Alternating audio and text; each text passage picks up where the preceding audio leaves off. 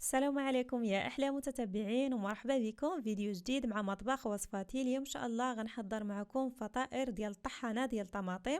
غنحضروهم ان شاء الله بطريقه اللي سهله وسريعه وبمكونات اللي بساطين واقتصاديين.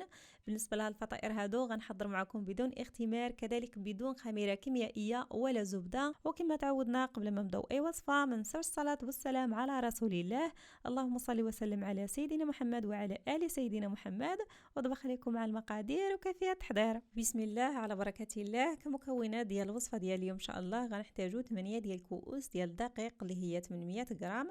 هنا كندير واحد الحفر في الوسط اللي غنضيف فيه واحد الكيس ديال سكر فانيلا ولا النكهه ديال الفاني. يمكن لكم ديروا اي نكهه كتفضلوها، يعني كي بحال القشور ديال الحماض ولا القشور ديال البرتقال حتى هما كيجيو زوينين. معلقه صغيره ديال الملح اللي كتبقى على حسب الذوق، وثلاثه ديال الملاعق كبار ديال السكر. بالنسبه للحلاوه كتبقى على حسب الذوق، ولكن هذا القياس هذا كيجي هو هذاك. كملاحظه بالنسبه لهاد الفطائر هادو يمكن لكم ديروا غير نص الكميه الا بغيتوا، يعني ديروا غير 4 ديال الكؤوس ديال الدقيق، والمقادير المتبقيه يعني كتقسموهم بالتساوي. كذلك كما لاحظتوا معايا ضفت واحد الملعقه كبيره ديال الخل وجوج ديال الحبات ديال البيض، من الافضل يكونوا بدرجه حراره ديال المطبخ. كذلك هنايا غنحتاج واحد نص كاس ديال زيت نباتي ما يعادل 75 مليلتر، او ملعقه كبيره ديال خميره الخبز ولا الخميره الفوريه. دائما كما كنذكر لكم بالنسبه للخميره حاولوا كيتبعدوها عن الزيت باش هكا الحبيبات ديالها كيذوبوا، وكذلك كتبقى محافظه على التفاعلات ديالها. والعجين ديالنا غنعجنوه ان شاء الله بالماء اللي كيكون دافي. اول حاجه كنضيفوا شويه ديال الماء على الخميره حتى كيذوبوا داك الحبيبات، وعاد كندمجوا الكل وكنبداو بالعجن. بالنسبه لها العجين هذا ما كيحتاجش من الدلك نهائيا، فقط كندخلوا فيه داك الكميه ديال السوائل هكايا غير بالاطراف ديال الاصابع حتى كنحصلوا هكايا على واحد العجينه اللي كتكون رطبه. بالنسبه لها العجين هذا ما خصوش يكون خفيف بزاف وفي نفس الوقت يعني ماشي ثقيل، لان العجينه اللي كنخدموها وكنشكلوها ما خصهاش تكون خفيفه بزاف. كما كتلاحظوا معايا فالقوام ديالها راه باين. وبالنسبه للكميه ديال الماء يعني دخلت تقريبا كاس، والكاس الثاني يعني تقريبا واحد نص كاس، يعني اقل من نص كاس شي شويه. المهم كيبقى على حسب الامتصاص ديال الدقيق وكذلك الحجم ديال البيض. اما بالنسبه للقوام ديال العجين كما كتلاحظوا معايا باين.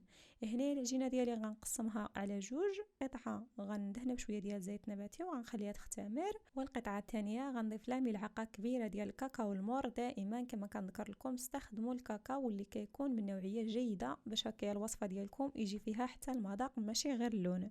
هنا الكاكاو كنضيف له واحد ملعقه صغيره ديال زيت نباتي باش هكا كيتفرز لنا اللون ديالو، وواحد شويه ديال الماء، وكندمجوه مزيان مع بعضو بحال هذا الشكل.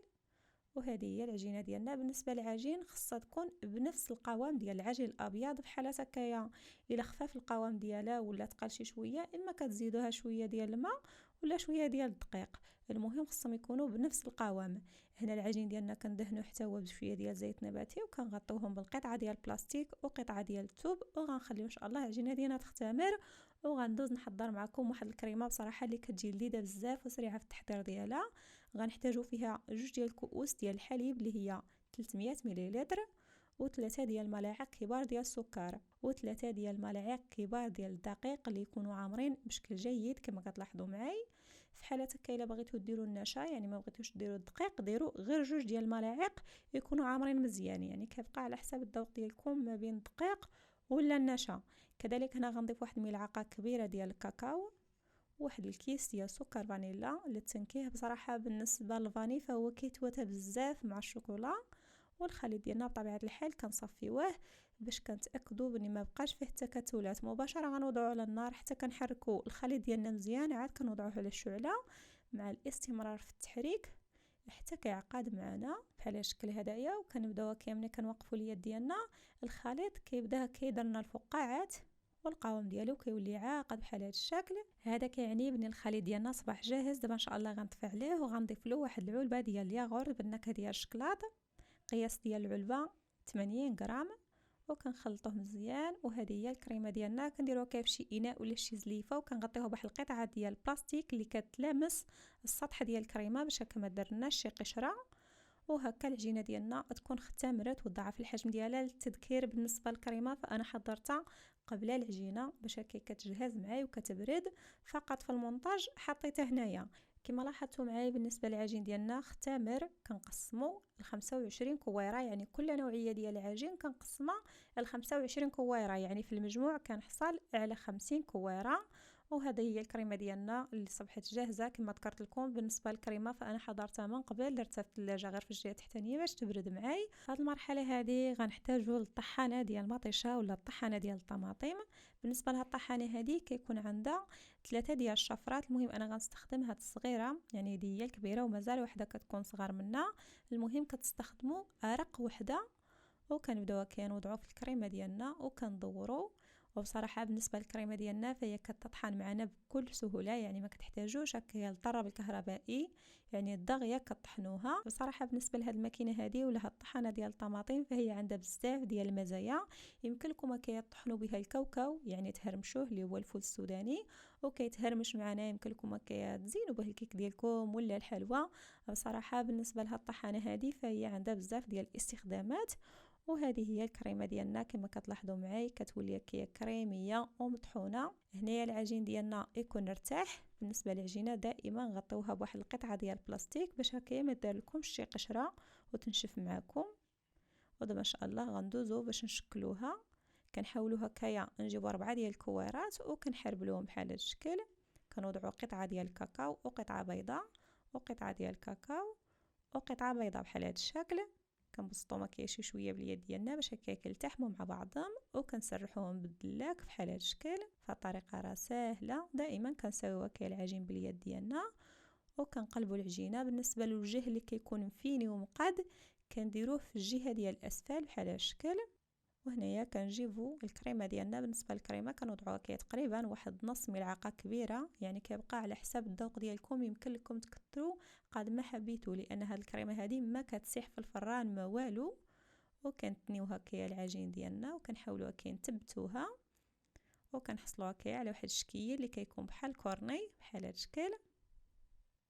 بصراحه كيجي هكايا مميز. بنفس الطريقه كنسرحوا العجين ديالنا بحال هذا الشكل. ودائما الوجه ديال العجين كنديروه في الاسفل كما ذكرت لكم. هنا الا بغيتوا داك الطريف ديال العجين الابيض يجيكم من الفوق ولا من التحت، نتوما كتحكموا في الكورني ديالكم كي بغيتوه يجي.